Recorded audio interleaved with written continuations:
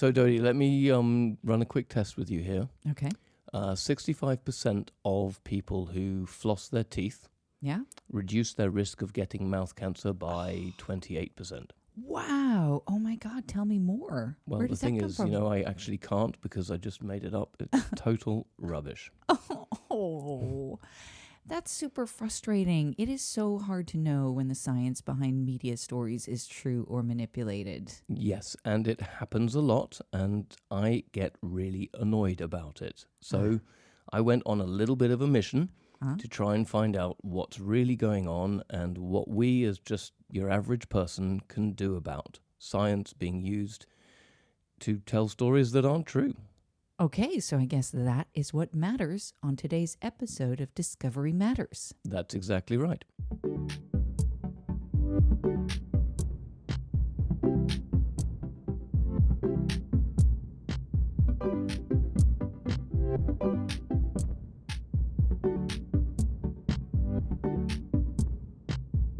Okay, Dodie, so you know me really quite well, but full disclosure for all of our listeners, I spend a lot of time thinking about how marketers and brands can influence people to spend their money, and I think a lot about the digital media space, of course, because that drives a lot of consumer behavior. But this story actually starts at a makeup counter at the Liberties store in London, where I was looking at a product which had what could only be called a bogus claim on the back of it, saying stem cell science supports the use of this product in some way or another. I can't remember the claim itself, but it just got me really a bit annoyed. So I decided I would go and speak to people who work in science communication. So I got hold of a campaigner, a scientist, and a journalist. A campaigner, a scientist, and a journalist. Okay, this sounds like a setup. Do they all walk into a bar? It's not a normal podcast episode. Okay. There's no bar because this is deadly serious. And it's deadly serious because, look, science misinformation and misuse, 140,000 deaths from measles last year globally for a disease that was actually pretty much licked in countries such as the UK. But that's all a bit depressing for kind of the holiday period, so we're going to stick to the use and abuse of science in business, politics, social media, and makeup. So for part one, we talked to the campaigner. So it all started back in 2007. This is Alex Clegg, who works for Sense About Science. It's a charitable organisation in the UK that focuses on the promotion of public understanding and engagement in science. I lead the Ask for Evidence campaign that encourages people to go out there and ask for the evidence behind claims they want to know more about.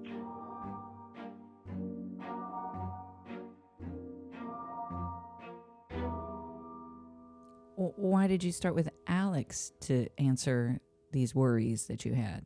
Well, I've known Sense About Science for a good while, and we have to go back to about 2007, as Alex mentioned, when Sense About Science was working with a group of young scientists that were getting really frustrated. They were getting pretty peeved off about these dubious claims out there or unsubstantiated claims they were coming across. So they decided to take action and begin to challenge these dodgy claims that they came across. And they were ringing up organizations and began sending emails and began asking for the evidence. And where were they, the scientists, finding these claims? Really all over the place. Obviously a lot on the internet. One was this computer vibration device that uses homeopathic type remedies to release, I think it was vibrations into you. It was in the supermarket, online, in adverts that you see when you're just walking down the street. As we began to have more conversations about it, we realized it wasn't just scientists or people interested in research who were wanting to challenge these claims. We found more and more people interested. And so it was around 2016 where we recruited 10 ambassadors to go out and give talks to different community groups and different interest groups about these issues. And we developed a website where you could actually request the evidence from a company as a tool there where you can request the evidence. And now it's over 1,500 asks have been lost. We've reached over like 50,000 people. There's a real appetite for it among the general public. Okay, that's some pretty extensive and important work there. It is, and it became really, really clear that Alex was a good person to talk to about this. So I just asked him straight up what had been worrying me so much. It's how well equipped are we, the average person in the street, to make decisions and know the difference between science and advertising, between real discovery and jumped up claims. You know, I'm quite positive about these things, and I think there is a real appetite for that, but there is obviously work that can be done as well. And I think, you know, it's not always necessary for someone to have always the scientific understanding and evidence behind a product. You know, so when your friend recommends a yogurt to you because it helped them lose weight, you know, that can be fine. But then if the NHS starts rolling out these yogurts because it reduces weight loss, then we need to have a good understanding of the evidence behind that policy decision. And that works on the side of the people making that policy, and then making sure that the public have the resources to understand that as well. And I suppose a big thing which we're doing as part of Ask for Evidence and with Sense About Science is working with young people. It's not always about knowing the nitty-gritty scientific statistical analysis of a particular paper, but it's about critical thinking and giving people the confidence and saying that, you know, you can critically assess claims that you come across. And there's ways that you can go about that, you know, and it's being able to just spot a claim and begin to understand what things like peer review are, what a meta-analysis is. And these are the things where you can begin to have a conversation. And so that's something which we work on, so equipping people to, join in a discussion. But we also say it needs to come from the other side as well. Organizations need to be willing to communicate evidence effectively as well. And I wondered if there was like a particular industry that gets challenged a lot more in the Sense About Science campaign. One of the surprising things, it is especially broad, obviously a lot around health. So, you know, I mentioned opticians before, but it can do with different drugs, vaccines, but then it can just as much be about transport infrastructure, emotional coaching, anthropogenic global warming, health apps, local election party manifestos. And so you see, this is what the exciting thing is. When it is a public campaign, you can see that the public do care about a whole host of evidence issues.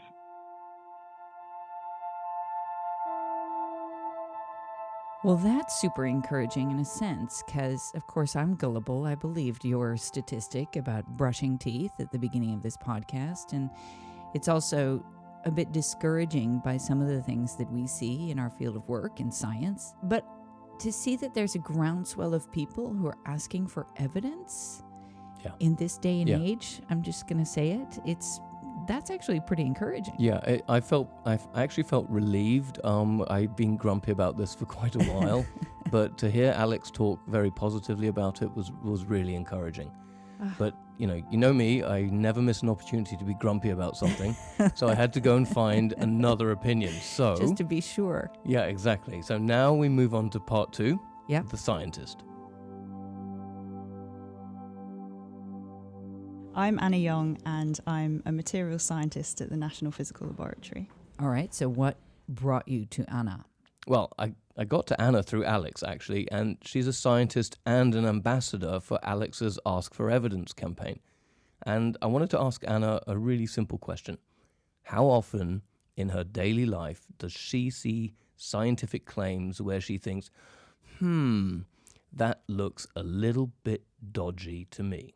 Every day, I think. Everywhere you look is the short answer. So I have a PhD, and the point of the training that you do to kind of graduate as a doctoral level scientist, to be able to look at things and critically assess absolutely everything you read. So a scientist is trained to just make that decision quite quickly on whether or not something can be trusted, whether it requires further study, or whether or not you can say, yep, that seems sound straight off the bat. So I'd say that I see it every day, but the thought processes are quite fast in terms of whether or not I think something is suspicious. So if I'm not a classically trained scientist, and clearly I'm not, just a member of the public.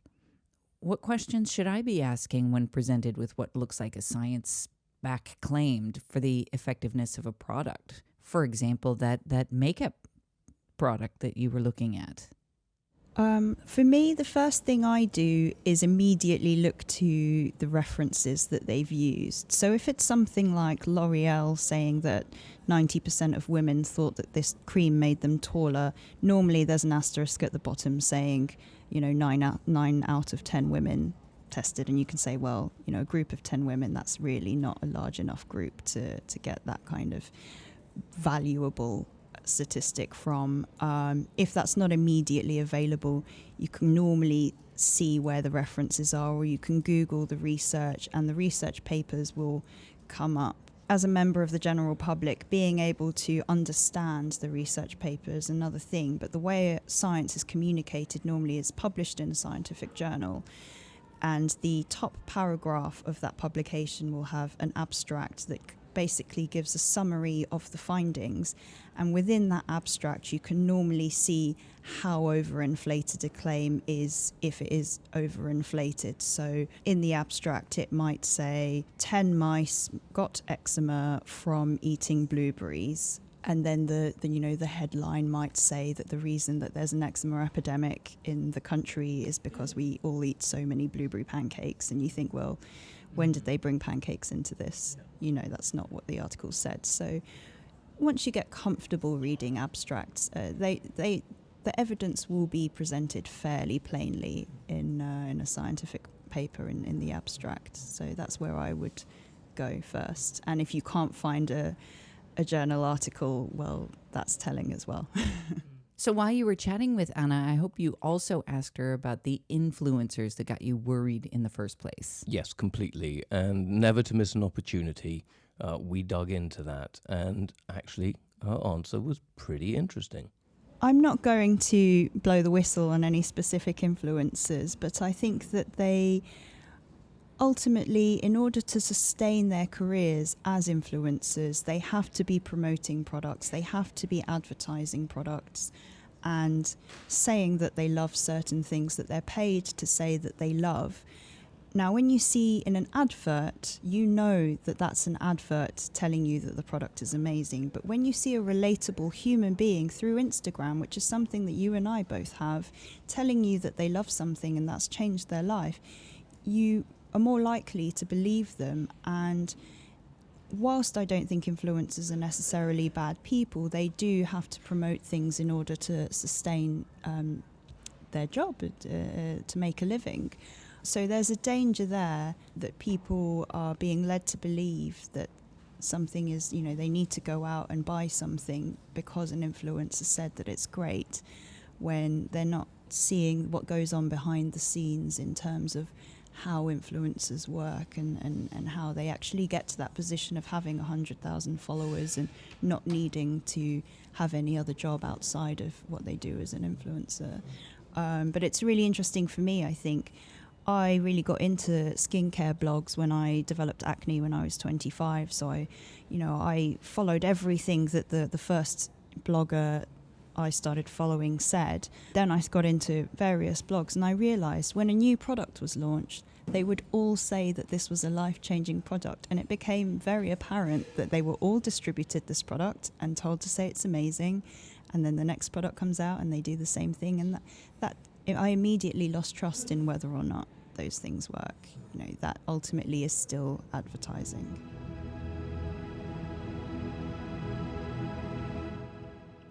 So before we get to the final part, I wondered if Anna thinks things are getting better or if things are getting worse, if people are abusing or using correctly the science in their advertising claims and in their promotion of their products.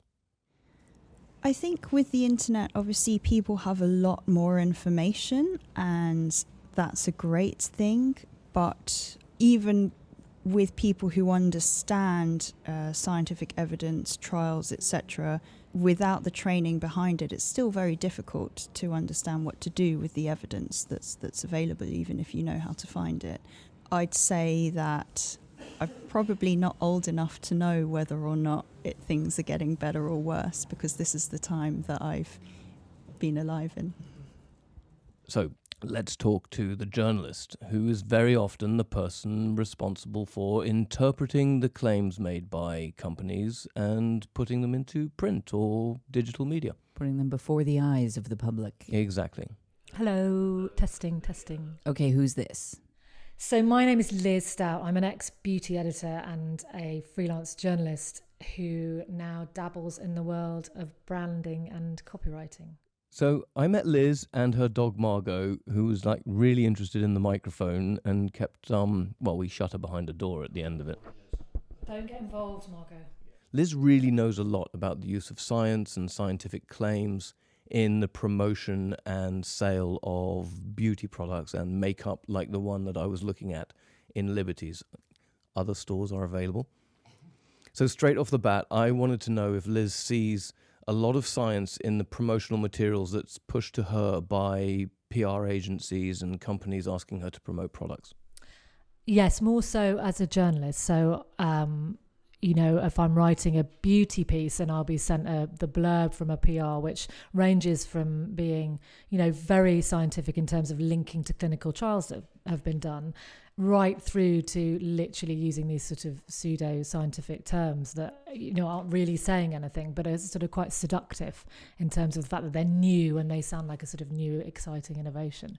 Okay, so when Liz sees something like that in a press release, for example, how much thinking does she do about the actual science behind the claims that they make about the products?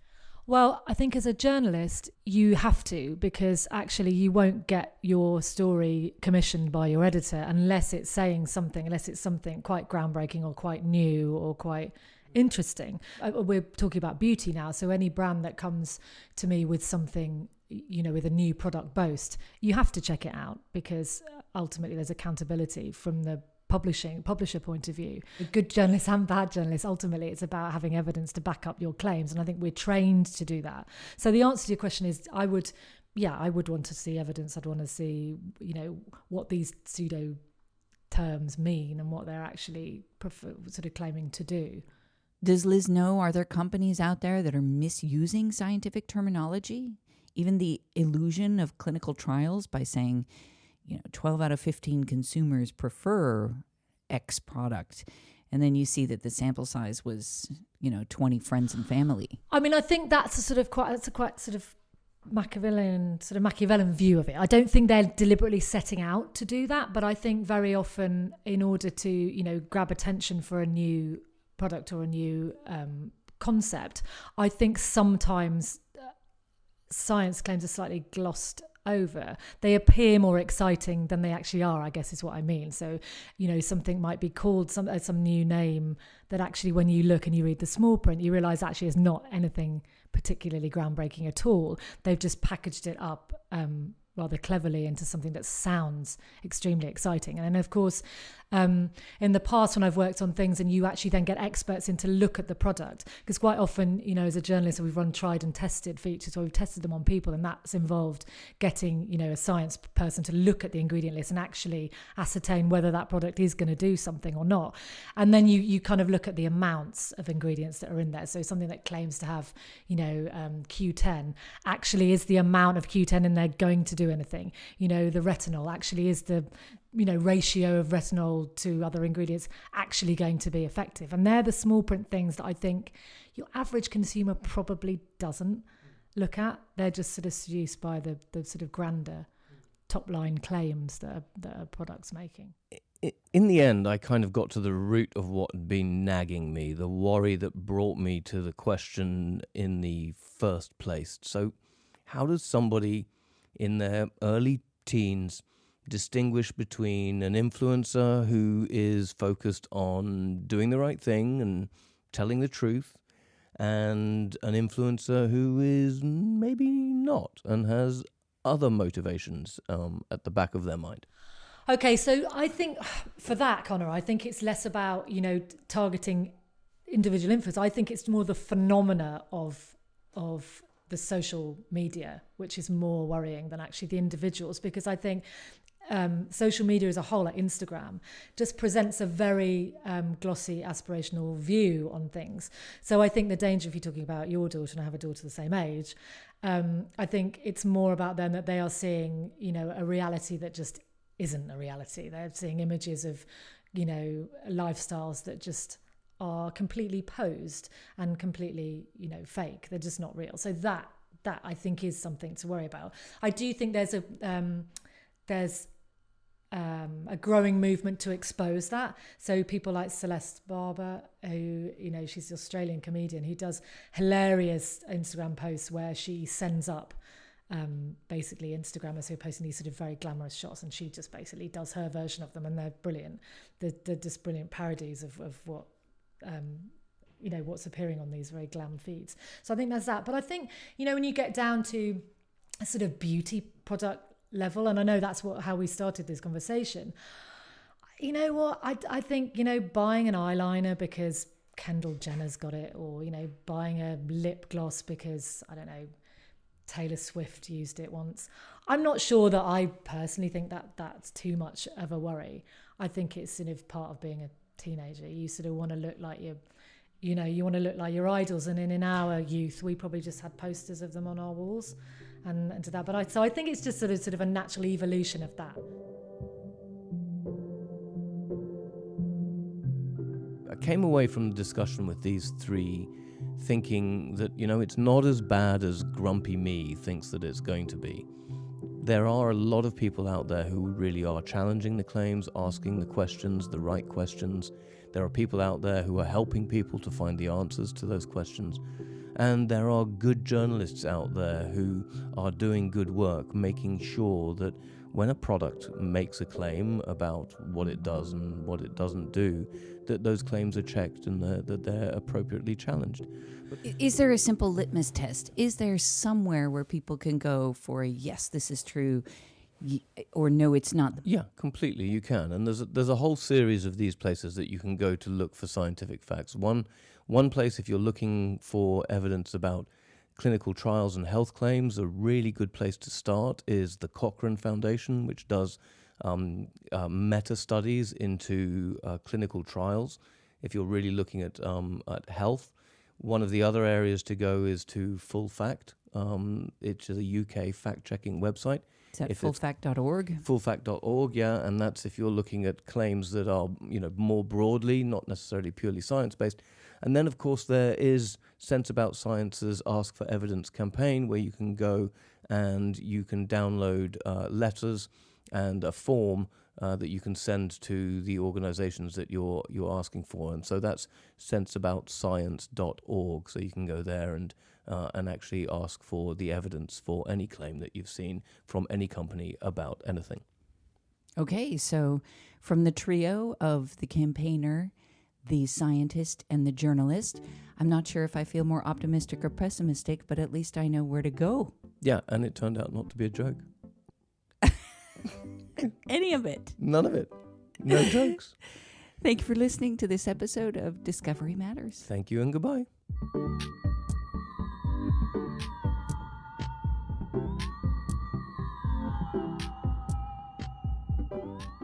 Our executive producer is Andrea Killen. Discovery Matters is produced in collaboration with Soundtelling. Production and music by Thomas Henley.